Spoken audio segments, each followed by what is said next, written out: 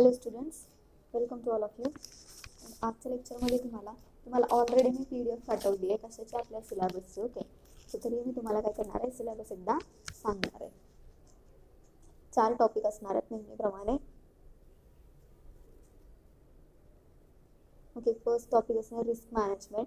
In the risk management classification of risk धोक्यांचं वर्गीकरण केलं गेलं आहे, त्याचबरोबर त्यांचं व्यवस्थापन कशा पद्धतीने होतं.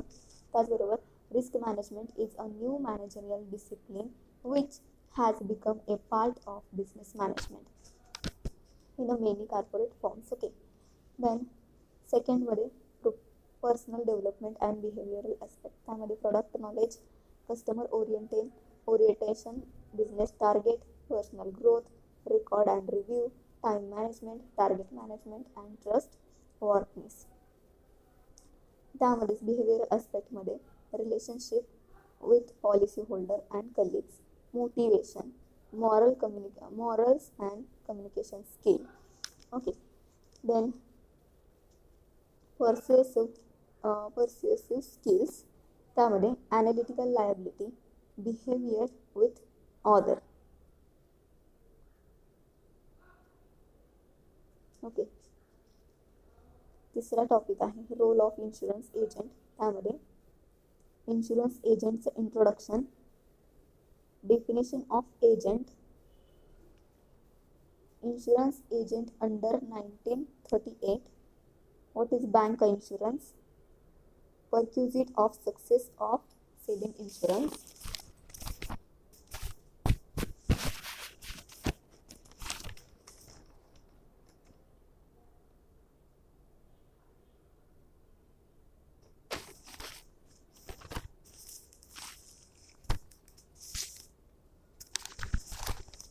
Then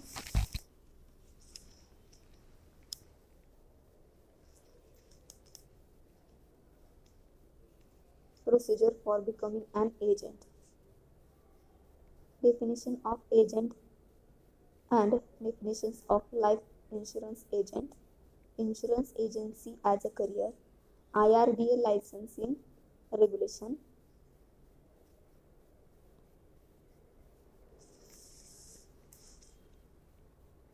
prerequisite for obtaining license, authority of agent, remuneration of agency, agency as a profession, then filling of proposal form, role as mediator, revival of policy, nomination, assignment, loan, surrender claims.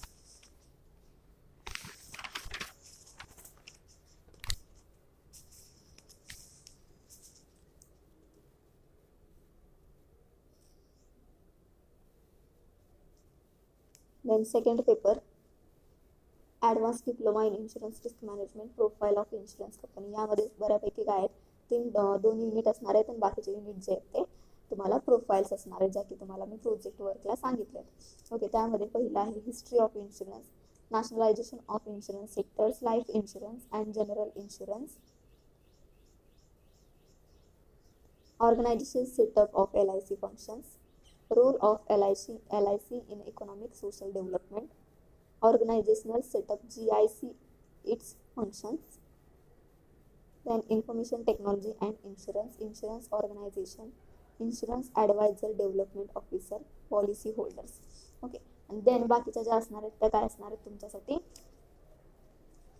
Profiles असणार आहेत. प्रोफाईल्समध्ये life of insurance companies, Bajaj Allianz life insurance, Birla Sun Life insurance, HDFC Standard Life insurance, ICICI life insurance. त्यानंतर profile of insurance companies, त्यामध्ये Kotak Mahindra Old Mutual life insurance, ह्या सगळ्या life insurance आहेत. त्यानंतर असणार आहेत GIC मधल्या.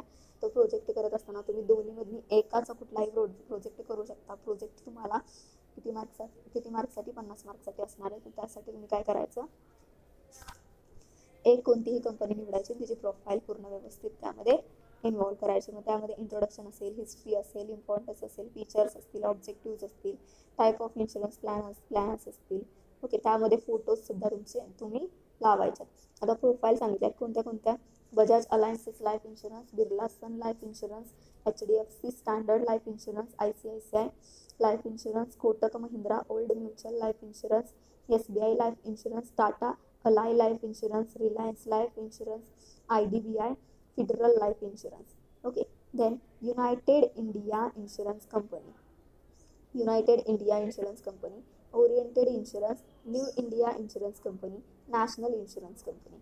ओके. सो या पद्धतीनं काय असणार आहे, तुमचे 2 पेपर असणार आहेत आणि 2 पेपर आहेत म्हटल्यानंतर 2 पेपरचे 2 वेळा एक्झाम सुद्धा होणार. ओके.